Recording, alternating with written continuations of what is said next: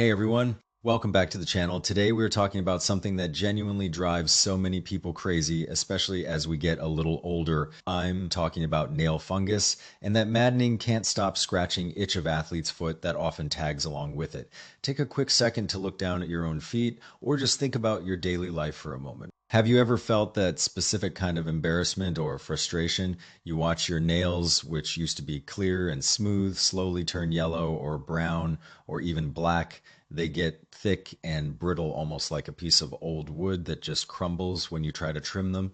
Sometimes the whole nail lifts up and becomes misshapen. And then summer comes, it's hot outside, and everyone's wearing sandals and flip-flops, looking cool and comfortable, but you feel like you have to keep your feet hidden away in sneakers, even if they're hot and sweaty, because you're terrified someone might see your nails. You feel like you can't lift your head up. Then there's the social anxiety. You go to a friend's house for a barbecue or a holiday gathering, and they politely offer you slippers to wear inside. Your heart just drops for a second. You make up some excuse. Oh, my feet are cold. I'm fine, really. But deep down, you're scared of the smell or the way your nails look when you take your shoes off. And here's the part that really breaks my heart. I have so many patients tell me this. After you wash your feet at night, you want to hug your grandkids, you want to pick them up and cuddle them, but that little worry creeps in. You're scared that the fungus on your feet might somehow spread to their delicate, brand new skin, that constant feeling of being on guard, of worrying you might pass something on to the people you love most. That is incredibly tough to live with. I see so many people, especially older adults, who have been through the ringer trying to fix this.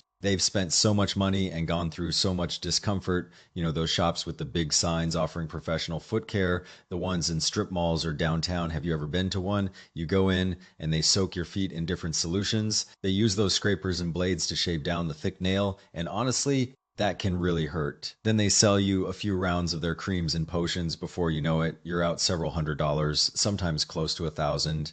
And what's the result? For a little while? Maybe the nail looks thinner, but then 2 or 3 months later, as soon as you stop the treatment or when the weather gets warm and your feet sweat, the fungus is right back. Often it's even worse than before, and now it's spread to the healthy nails next to it. I've had people tell me after years of this cycle, they just sigh and say, you know what? It's hopeless. Nothing works. I give up, my friends. Please don't give up today. I want to tell you something important. If your nail fungus keeps coming back again and again, it's not because it's impossible to treat, it's because we haven't been treating the real root of the problem. So today, I'm going to share a simple, practical method that doesn't cost a fortune. It doesn't require painful salon visits, and it uses ingredients you can find at any grocery store, probably already sitting in your kitchen cabinet, just two inexpensive ingredients, a simple soak, and if you stick with it, if you have a little patience, the fungus will start to disappear and a brand new, healthy pink nail will grow right in its place. So what are these ingredients? What's the exact ratio?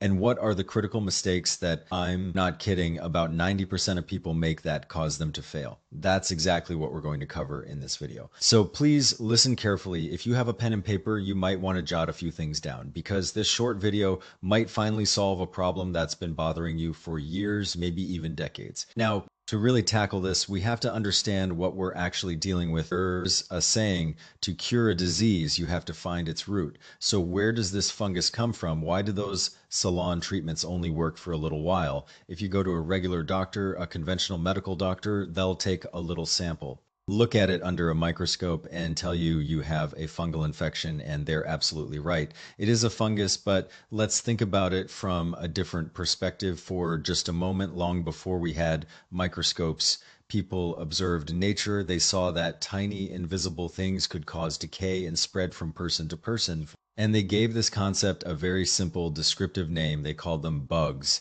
Now, don't let that word freak you out. It's just a way to understand that these are living organisms that behave in predictable ways. Strictly speaking, it's not that traditional medicine didn't study these things. It's that they grouped all these tiny, invisible organisms that could invade the body and spread under one umbrella concept. Bugs, you can't see them with your eyes, but you can definitely see the damage they cause. They're eating away at our nails. They're making the skin on our feet itch and peel. So if we think of these bugs as the problem, we need to think like someone who's trying to get rid of pests. Use your common sense for a second. Think about the bugs you can see in your house. Roaches, silverfish, centipedes. Where do they love to live? Isn't it always in the dark, damp corners? Under the kitchen sink where there's a leaky pipe in the dark? humid basement behind the fridge where it's warm and moist in old, rotting wood. Have you ever seen bugs thriving on a hot, dry, sunny sidewalk in the middle of July? Of course not. It's too hot and it's too dry. They can't survive there. They only thrive in dark, damp, warm places. That's their paradise. Well, the microscopic organisms that cause nail fungus are exactly the same. They love dark, damp, and warm environments. Their behavior and preferences are identical to the bugs we can see. Now, let's look at your feet, especially for those of us who are a little older. We often wear thick socks and sturdy shoes for comfort and support, sometimes all year round, regardless of the weather. We wear sneakers, work boots, leather shoes. If your feet tend to sweat, that moisture gets trapped inside your shoe all day long. Think about it. Your shoe is dark, it's damp from sweat, and it's warm from your body heat. You have accidentally created the perfect little tropical rainforest inside your shoe. These organisms set up camp, they multiply, and they slowly burrow their way under your nail, destroying the nail bed and cutting off the nail's nutrient supply. That's what gives us that thick, yellow, crumbly nail. And when they settle between your toes, that's the athlete's foot we all know and hate. The itching, the burning, the peeling. Does that make sense now?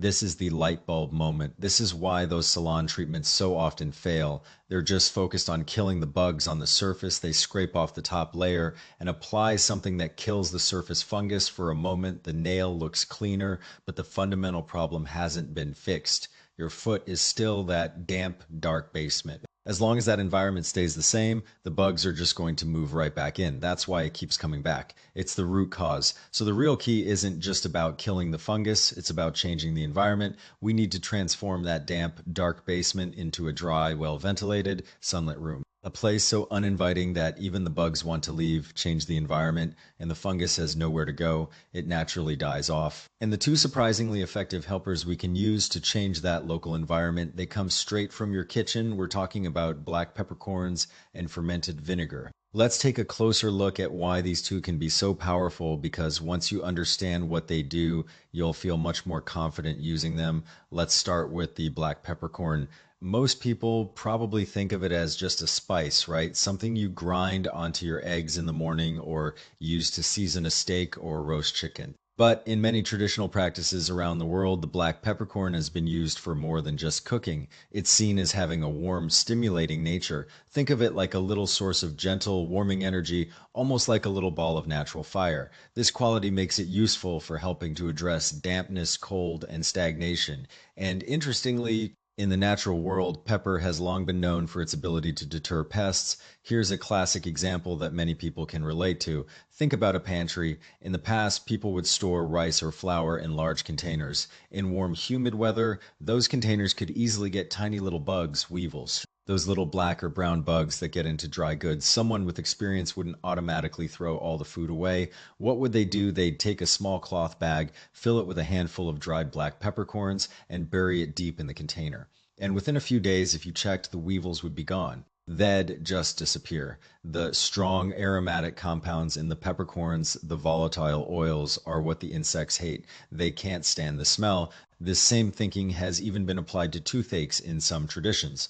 If someone had a cavity, literally a hole caused by decay, what we sometimes call a cavity, or even a bug in the tooth, sometimes the pain could be intense. In some cultures, people would take a single dried peppercorn and place it directly into that cavity, biting down gently. The numbing sensation from the pepper, combined with its cleansing properties, could sometimes help calm that sharp pain down fairly quickly. Now, quick disclaimer here, if that doesn't work, it likely means your tooth pain isn't from a simple cavity, but maybe from an abscess or gum issue. That requires a dentist, not a peppercorn. But it shows the traditional respect people have had for this ingredient and its properties. So when we think about nail fungus, which we can think of as being caused by these invisible bugs, the black peppercorn, with its natural pest deterring qualities, becomes a very logical choice to help deal with it.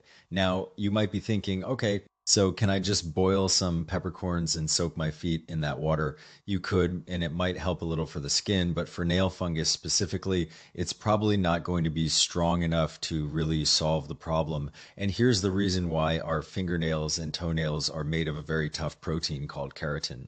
They form a hard protective layer like a suit of armor protecting the nail bed underneath. A simple peppercorn soak might be helpful for the skin on your feet, but it has a really hard time penetrating that thick nail armor. The beneficial compounds just can't get through to reach the deepest part of the fungus, which is living in the nail bed. Right at the root, that's where our second ingredient, the fermented vinegar, becomes absolutely essential. It's the perfect partner, the ideal supporting actor. Why do we add vinegar first? In many traditional systems, vinegar is thought to have properties that help with circulation and breaking down stagnation. You might have heard that a little vinegar can be good for the blood vessels, helping keep them flexible and healthy. The same softening idea applies to the nail.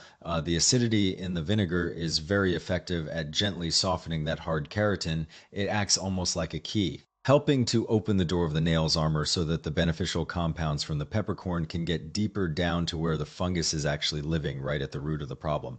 Second, vinegar itself has a really interesting background. It's made by fermenting grains or fruits. Think of it as a cousin to things like fermented enzymes or even alcohol. They all start with natural ingredients, grains, fruits, sometimes honey, and go through a fermentation process. You could almost think of them as brothers from the same mother. A shorter fermentation gives you something like a fermented enzyme drink. A little longer gives you alcohol or wine, and fermenting it all the way gives you vinegar. Over that long fermentation time, the liquid becomes rich in organic acids and active biological compounds. And these natural compounds are very good at creating an environment that other microorganisms, like fungi, find very difficult to survive in. The enzymes and acids can actually help break down and inhibit other microbes. So aged vinegar itself has properties that can help address fungus locally. So you see how these two work together. The fermented vinegar helps soften the nail and creates an acidic environment that fungi don't like, while also helping the peppercorn's compounds get deeper.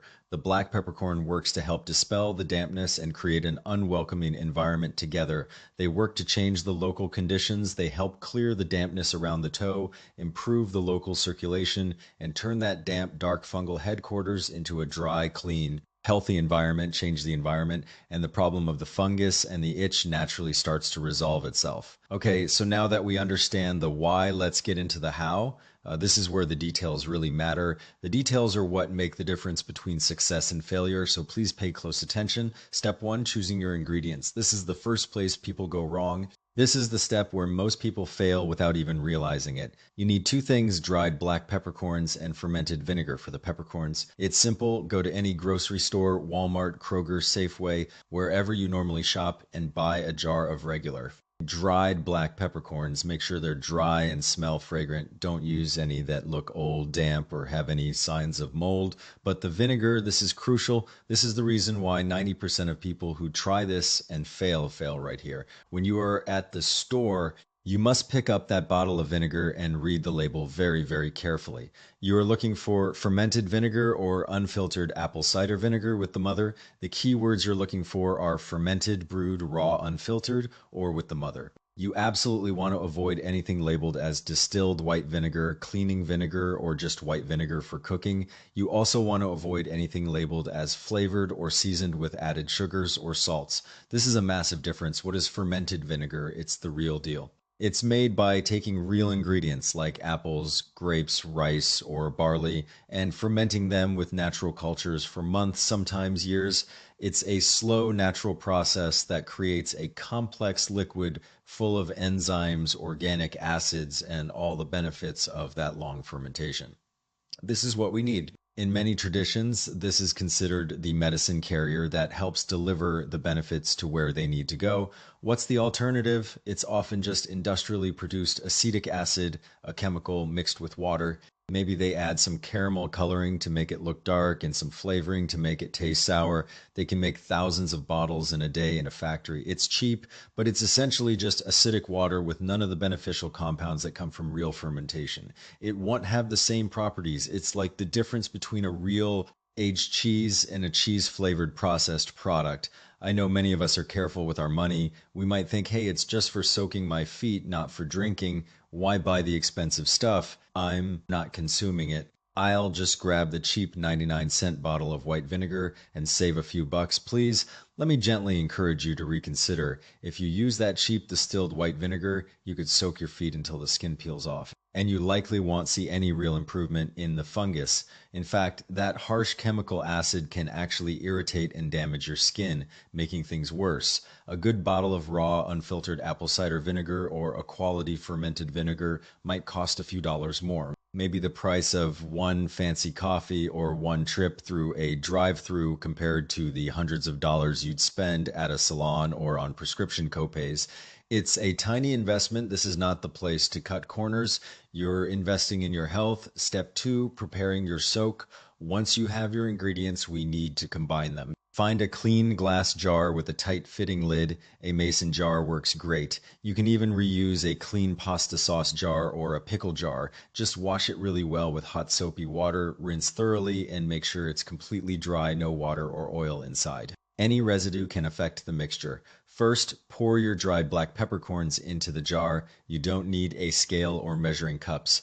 A good rule of thumb is to fill the jar about 1/3 full with the peppercorns. Next, take your bottle of high quality fermented vinegar, pour it into the jar until it reaches about 2/3 full. You don't want to fill it all the way to the top. Leave a little space at the top, about an inch or so. So roughly it's about a 2-to-1 ratio of vinegar to peppercorns by volume. 2 parts vinegar, 1 part peppercorns. Now screw the lid on tightly, give the jar a good shake to mix everything up, then put it in a cool, dark place in your kitchen, like a cupboard or a pantry away from the stove, and sunlight. Let it sit there for at least 7 full days. During this week, the acid in the vinegar will slowly extract all the beneficial compounds and oils from the peppercorns. After 7 days, your soak is ready to use. Step 3, the correct way to soak, avoiding contamination. Your soak is ready. Now, how do you actually use it?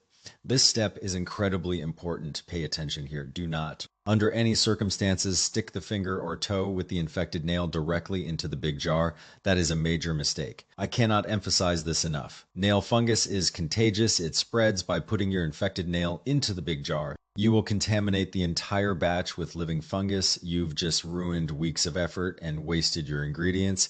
Here's the right way to do it. Find a very small, clean container. This could be a small shot glass. It could be a tiny cup from a liquid medicine dose, the kind that comes with cough syrup. It could even be a small plastic sauce container or a votive candle holder you've cleaned out. The size just needs to be big enough to completely submerge your affected nail and no bigger. Each time you're ready to soak, pour a small amount of your peppercorn vinegar from the big jar into this small cup, just enough to cover the nail. Then place the finger or toe with the fungus into that small cup. Let it soak for at least 20 minutes. Set a timer. This gives the vinegar time to soften the keratin and the beneficial compounds time to penetrate deep into the nail bed. If you have the time, maybe you're retired, or you work from home, or you're just watching television in the evening, you can do this 2 or even 3 times a day. Consistency helps. Here's a little tip to avoid waste. The small amount of vinegar you poured into the little cup can be reused for your soaks throughout that same day. Just keep the cup covered somewhere safe and use it for each soak that day. No need to throw it out after each use. However, and this is important, the next day, you absolutely must throw that leftover vinegar away. Wash the small cup with soap and water, dry it thoroughly, and pour a fresh amount from the big jar. Never use the same small cup of vinegar for more than 1 day. This prevents you from reintroducing any fungus that might have gotten into the small cup back onto your nail. After your 20-minute soak is done, take your foot or finger out and pat the area dry with a clean paper towel, or just let it air dry. Make sure the nail and the skin between your toes are completely dry before putting socks or shoes on. Now, what if you have athlete's foot affecting the whole foot, or several toes on one foot are affected and a tiny cup just won't work? In that case, when you make your initial batch, use a larger glass container, maybe a quart-sized mason jar. Make a bigger batch with the same 2-to-1 ratio. Then every day, pour a portion of the liquid into a shallow basin or a small foot bath, just enough to cover the affected parts of your feet. Soak for 20 minutes, and again, discard that used liquid at the end of the day. The next day, pour a fresh portion from your big jar. Never reuse the soak liquid from the previous day. Step 4, the golden rule, persistence. I've given you the recipe. I've given you the method step by step. But I have to emphasize one more thing, because this is where most people stumble. This is the make or break factor. I've had people come back to me after trying this and they say, "Hey doc, I tried it for a couple of weeks and it didn't work. And when I asked them a few questions, it always turns out they made the same critical error. They gave up too soon. They didn't have persistence. They stopped before the job was done. My friends, nail fungus is not like a cold or a headache where you take a pill and it's gone in a few hours. It's not like a fever where Tylenol brings it down quickly. We have to respect the biology of the human body. Nails grow very, very slowly. This is a basic physiological fact. For a healthy person, a fingernail takes about 3 to 4 months to completely grow out from the cuticle at the base to the free edge at the tip. Toenails are even slower. Because they're further from your heart and circulation is a bit slower in your feet, it can take 6 to 9 months, sometimes up to a full year, for a whole new toenail to grow out completely. And here's the kicker: if your nail bed has been damaged by a long-term fungal infection, the growth is often even slower than that. The fungus disrupts the blood flow and nutrition to the nail, so treating this is a long-term project. It's a marathon, not a sprint. You have to settle in for the long haul. If you have a mild recent infection, maybe you just noticed it a few weeks ago, you might soak for a week or 10 days and feel like the active fungus is under control. You might stop soaking then, but the nail will still look bad for a while. That's okay. You don't need to panic, you just need to wait patiently. Over the next month or two, you'll start to notice a beautiful thing from the base of the nail near the cuticle, that little white half moon area. A brand new, healthy pink nail will start to grow in. It will slowly push the old, damaged yellow nail forward. Eventually, you just trim away the old part as it grows out. That's success. But if you have a stubborn long-term case, if your nail has been thick and yellow for years, or if it's become crumbly or separated from the nail bed, or if it's so thick it's hard to trim, you have to be prepared for a much longer fight. You need to soak every single day consistently for 1 month, 2 months, maybe even 3 months or more. You need to keep soaking until you can see with your own eyes that the entire new nail growing from the base is healthy and clear, and it has completely replaced the old infected nail from cuticle to tip. That is the only finish line. Why do people fail? Let me paint the picture. They soak for 2 weeks. The nail might look a little softer, maybe a little cleaner. The itching stops. They think, oh, great, it's better. And then life gets busy. They start skipping days. Then they stop altogether.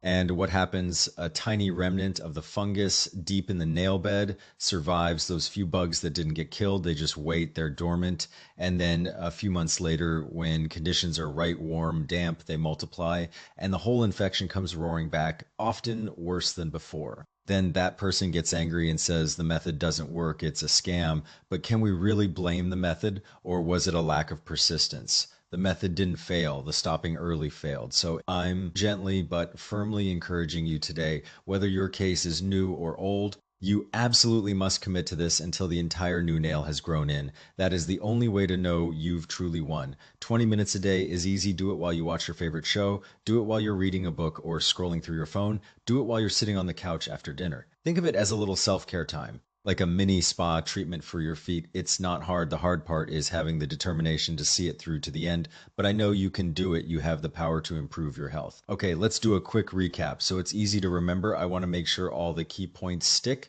The ingredients: high quality fermented vinegar. Look for raw, unfiltered, or brewed on the label, and dried black peppercorns. The mix in a clean glass jar. Combine them in roughly a 2-to-1 ratio of vinegar to peppercorns. Seal it tightly and let it sit in a cool, dark place for at least 7 days before using the soak. Each day, pour a small amount into a tiny cup. Soak the affected nail for at least 20 minutes, 1 to 3 times a day. Discard the small cup's contents at the end of the day and use a fresh amount from the big jar the next day. The secret to success: persistence, persistence. Persistence. Keep soaking every single day until a brand new healthy nail has completely grown in from the base to the tip. Do not stop early, no matter how good it looks. And while you're doing all this great work soaking your nails, please don't forget to clean up the environment around your feet. This is like pulling weeds and then making sure the soil isn't friendly for new weeds to grow. If you don't do this part, all your hard work could be undone. Here are a few simple habits to adopt. 1. Wear breathable footwear. Choose socks made of natural fibers like cotton or wool that absorb sweat instead of trapping it. Give your shoes a break. Don't wear the same type. Non-breathable shoes every single day. Rotate your shoes so they have time to dry out between wears. 2. Sunday and air are your friends. Wash your socks in hot water to kill fungus. And importantly, put your shoes and insoles out in the sun whenever you can. Sunlight is a natural and powerful disinfectant. UV light kills fungus. It will help dry out and sanitize the inside of your shoes, destroying that damp fungal paradise. 3. Keep your tools and towels separate. If you have nail fungus, you should have your own nail clippers, your own foot towel, and your own washcloth. Do not share these with your spouse, your kids, or your grandkids. This simple step protects your whole family from getting infected. It's about being a good steward of your family's health. My friends, if you or someone you know is struggling with the frustration of nail fungus or athlete's foot, I hope you'll give this method some real thought. Go to your kitchen, find a jar, get the ingredients, and start today. Give yourself the gift of a few months to watch your toes transform. It is absolutely possible. You can do this. If you found this information helpful today, please give this video a thumbs up. And in the comments below, just type the word helpful so I know this resonated with you. Also, please share this video with anyone you know who's dealing with this problem. Let's help more people find a simple, affordable solution that actually works when you stick with it. And as always, a very important disclaimer, this content is for educational purposes only. It is not a substitute for professional medical advice. If you are dealing with any health concerns, please schedule a visit with your primary care doctor. I'm here to help you understand the science and share practical information, not to replace your doctor's expertise. Thanks for watching, and I'll see you in the next video. Take care.